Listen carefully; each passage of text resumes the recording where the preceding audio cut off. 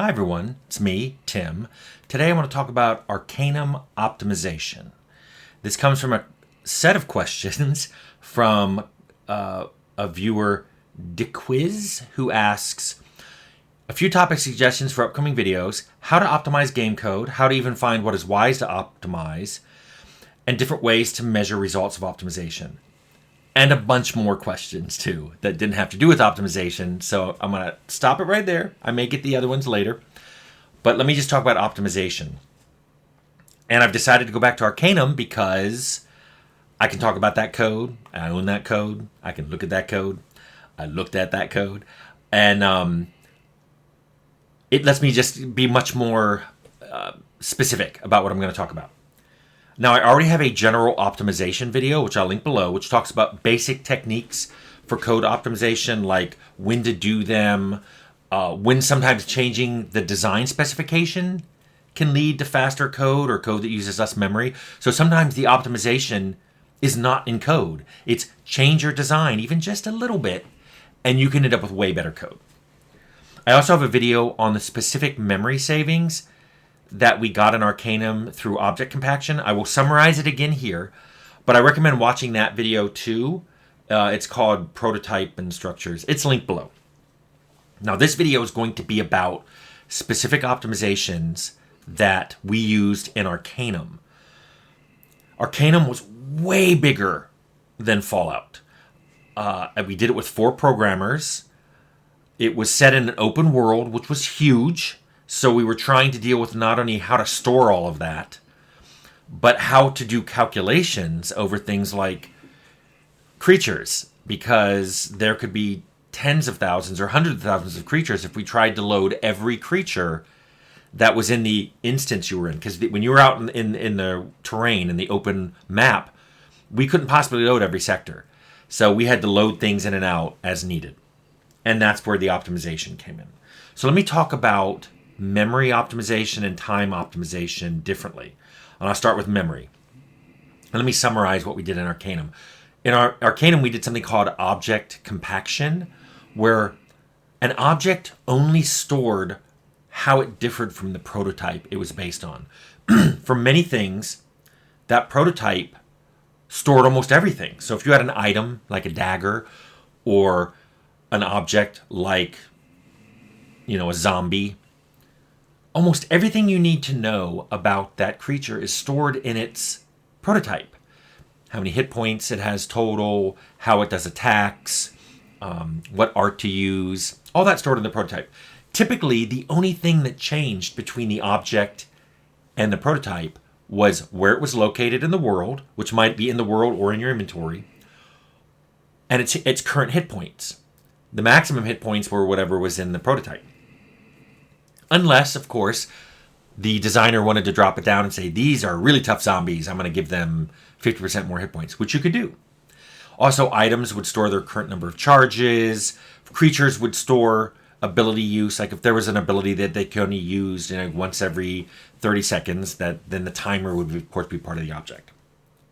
What we did, and a lot of this was done by Mark Harrison, who's one of the programmers, he used bit fields to indicate in an object what fields were present in that object.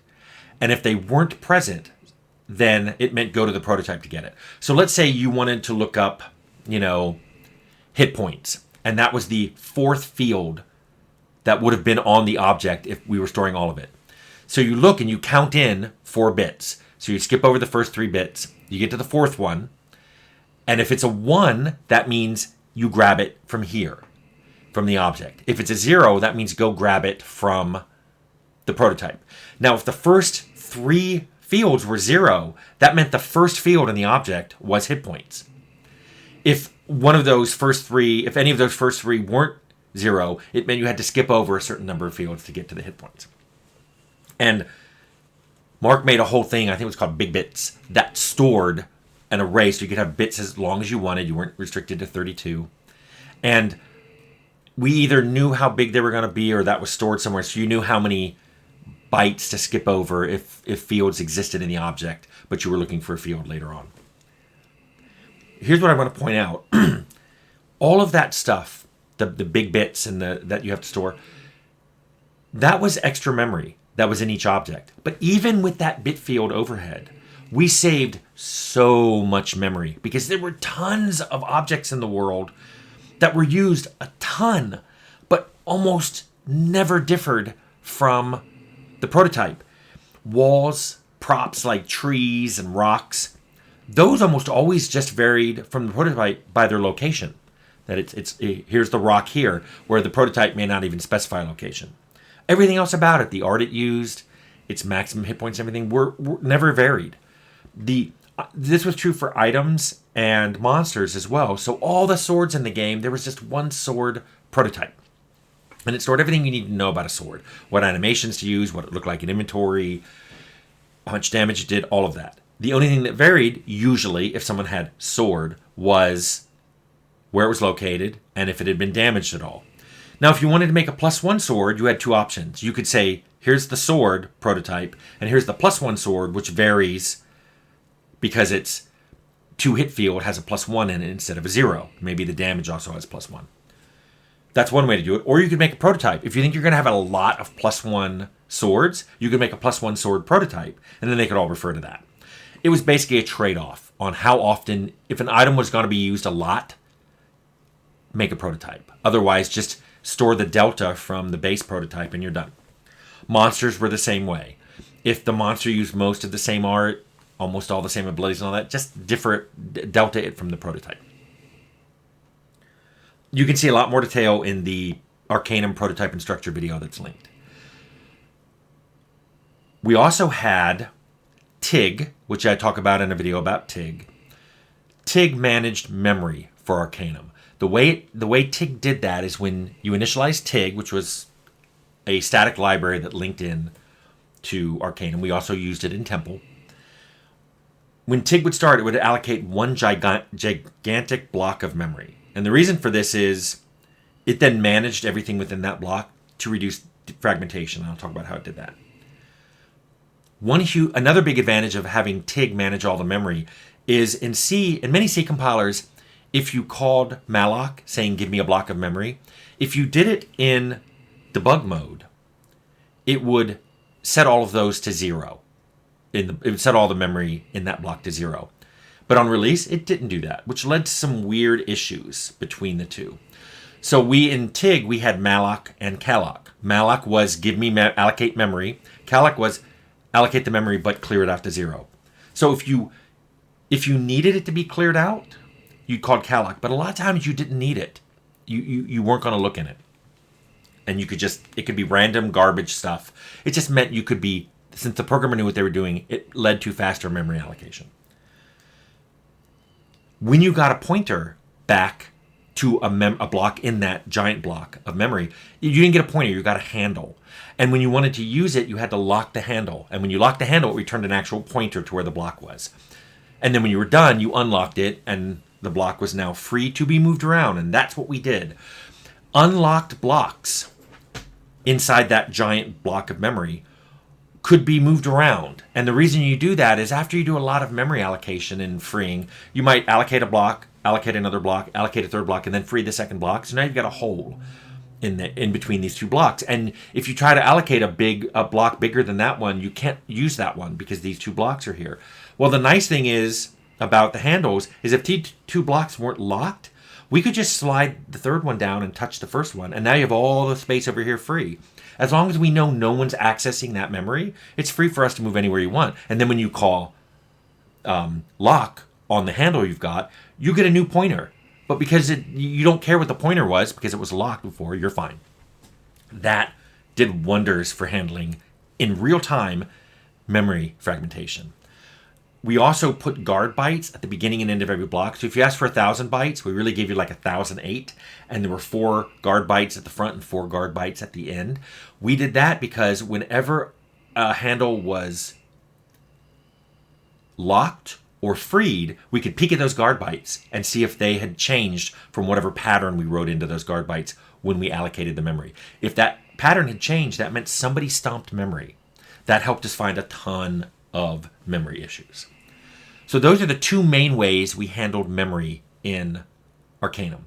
Now let me talk about how we did time. We used a third-party program, I think it was from Intel, called VTune. I Googled and it still exists, and this one is from Intel, but the one I'm describing is how we used it 25 years ago. The one now is way more powerful. It handles parallelization, it handles threading. You can measure how good your multiple threads are running. We mainly used it to determine how much time was spent in each function in C. These were C, so it's functions. The time would be turned in a hierarchical map. So let's say you had function A, and inside function A, it called B and C. So you might get returned that you spent 100 milliseconds in function A. But then if you look, you can see, well, I also spent 50 milliseconds in B and 30 in C. That means you only spent 20 in A. That meant if you really wanted to get bang out of your buck for optimization, you really wanted to optimize function B, because that's where you were spending most of your time. But you had to look at A, because if B did very little work but was in a loop being called an A, then you wanted to concentrate on optimizing that loop. Maybe you could unroll it. Maybe you could get rid. Maybe you don't have to loop over everything you're looping in. Maybe you could store it differently. So as you're looping, you can tell, okay, I've gotten to something that's too far away, or something that the timer's that isn't ready to be processed, so I don't have to process everything in that loop. Or if it's just being called once, you got to optimize inside function B. But the important thing is you're optimizing to get that 50 milliseconds down. If you can cut it in half, you just saved 25 milliseconds, which is 1/4 of the time spent. But if you spend your time optimizing function A, even if you cut that in half, you only go from 20 to 10. So you only save 10%. So VTune really helped us zoom in on where we needed to optimize our code for time. Another thing we did is we didn't let functions have a lot of time. I talked about in Arcanum scripts, we would only give it a certain amount of time, and if it exceeded it, we would throw an error message and say, this script spent too much time. That's how we caught a lot of infinite loops, or also just scripts that were trying to do too much. And then whoever wrote the script would have to shorten it. For AI, creatures would get a heartbeat to decide what they wanted to do, and that heartbeat was proportional to their distance. So things that were close to the player got faster heart rate beats, and things that were farther away got slower heartbeats, until finally, past a certain point, they got no heartbeat at all. The reason we did this is it lets you... Creatures that were near the player would react faster and were seen as always moving, where if they were off screen, it was okay if they decided to move from here to here and maybe just teleport. You can't see them.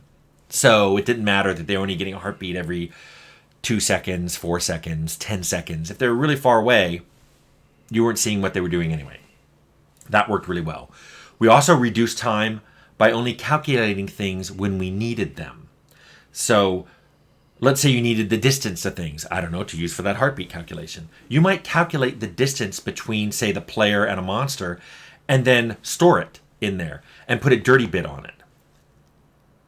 If either the monster or the player moves, you mark that calculation as dirty, which means the next time someone goes to get that distance, they know it's dirty and they have to recalculate it. The nice thing about this is that at the cost of that one little bit, that many times you could store in the data itself, if you knew you didn't need the full range of values that field could store, you could just put a dirty bit at the top. The nice thing about this is during a heartbeat of a creature, it might check several times its distance to the player, but it never had to recalculate it because nothing could move inside that heartbeat. Similarly, in between things that were really close to the player that were getting fast heartbeats, neither of them may have moved. If they're getting heartbeats every 10 milliseconds, nothing may have moved. So it just saved on a lot of that calculation. You can do the same thing in Unity, in updates, if you want to store something and mark it as dirty. That way the update can say, if it's not dirty, I won't recalculate it.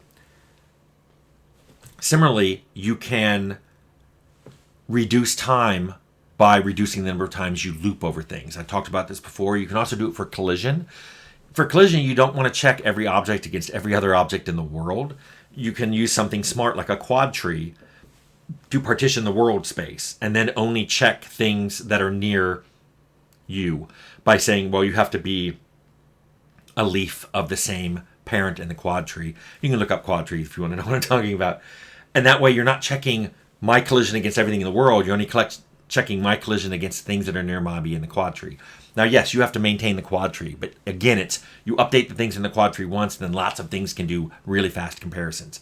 But keep in mind that this is a time memory trade-off.